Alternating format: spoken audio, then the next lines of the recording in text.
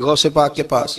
Be be آ گئی روتی ہوئی, کہنے لگی 6 بیٹیاں ہیں. خامد اور سسر کہتے ہیں کہ 7ویں بھی بیٹی ہوئی تو طلاق دے دیں گے. تو رو پڑی. حضور غوث پاک رضی اللہ تعالیٰ عنہ نے بلایا اس کے شوہر کو بھی اور سسر کو بھی, فرمایا یہ دیکھ یہ تو اللہ کے کام ہے, جس کو چاہے بیٹیاں دے, جس کو چاہے بیٹے دے. تو جو نہیں مانتے پھر غوث پاک کی بھی نہیں مانتے, انہوں نے کہا جی نہیں دی, میں تو نکاح کروں گا. چلے گئے تو غوث پاک کی بارگاہ میں وہ بیٹی اور اس کا باپ اور اس کی ماں پھر آئے, کہنے لگے حضور مہربانی فرمائیں.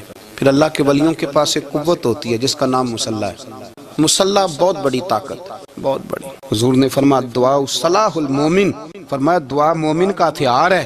یہ مومن جب ہاتھ اٹھاتا ہے تو پھر عرش کا مالک دروازے کھول دیتا ہے کرم کے. حضور غوث پاک نے مصلح بچھا لیا اور رو پڑے, کہنے لگے مالک کریم اس بی بی کے دل میں کس نے بات ڈالی تھی کہ عبد القادر کے دروازے پہ جا. دیکھیں منانے کا انداز, منانا آتا ہے نا. اللہ کس نے اس کے دل میں بات ڈالی کہ عبد القادر کے دروازے جا, کس نے ڈالی؟ اور مالک اگر تو نہیں ڈالی تھی تو کیا تو اب اپنے عبد القادر کو رسوا کرے گا؟ اگر تو نہیں بھیجا ہے کہ ادھر جا تو اب تو رسوا کرے گا؟ حضور غوث پاک رضی اللہ تعالیٰ عنہ دعا مانگ کے چہرے پہ ہاتھ پھیرے, بچی کے سر پہ ہاتھ رکھا, فرمانے لگے پتر جا, مجھے امید ہے اللہ نے 6 بیٹیاں دی ہیں تو 7 بیٹے بھی عطا فرمائے گا. تو بی بی کہتی ہے پھر رب نے فضل فرمایا اور 7 ہی بیٹے عطا فرمائے. پھر 7 ہی بیٹے رب کریم نے دیے.